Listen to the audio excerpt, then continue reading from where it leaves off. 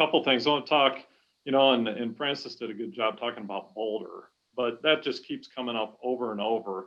And I think, if you break it down to 3 or 4 things that are substantially different in Pueblo than in Boulder, one is that, they spent 4 or 5 years battling the PUC over jurisdiction.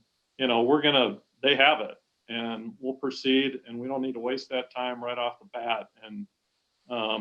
And then, they set up this, it's been called a paper utility, where they're essentially staffing the utility and paying them high wages for year after year. And with Pueblo Water, you don't need to do that. They've got that expertise. And so they'll be there with the expertise already in place. And so you don't have to spend money on that.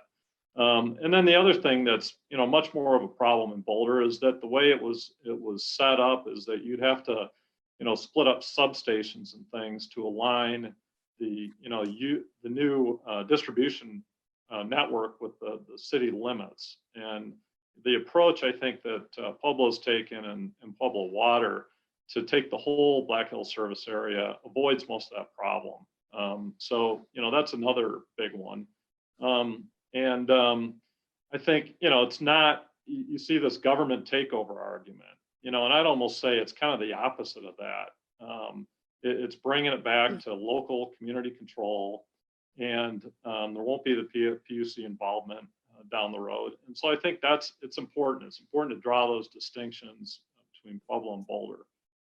And then I think just closing, I've been thinking about it, and when I hear all these ads on TV and see the ads in the newspaper, it kind of makes my blood boil. And it's just really irritating that all these statements are just so misleading. And then you start to think about it, and you ask yourself, why do you not see the leadership of Black Hills in the community, speaking to different clubs, social organizations, panels like this, and showing their face day after day and pitching their product, their service? Because anything I've ever been involved in that's worth it, you believe in the mission, you believe in the facts, and you're out there, promoting it. So I think that the problem is they've totally outsourced this.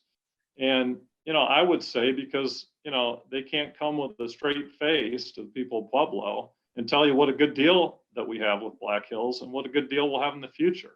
I'd love when you raise your rates for years and years, and then you're bold enough to say, we're not gonna, cut your rates. I mean, come on, it's absurd. But I think, if they had a good pitch and the facts were on their side, you'd see their leadership, but you don't. You see them outsourcing it. And then I guess the closing thing for me is the fact I moved here almost 20 years ago. Love the way Pueblo has taken on big things, whether it's founding PEDCO and getting more business and more jobs for people when, the steel mill took a turn, whether it's building the Riverwalk, the RTA, bringing football back to the university, all these kind of things that were big multi-year things that really for the long term, Pueblo will make it a better place. And I think this is one of those things. It has to be looked that way. It's not going to be easy. It's going to take a few years. But I think about the risk of if we don't do it. And I think it makes all the sense in the world that we move ahead with municipalization of electric utility.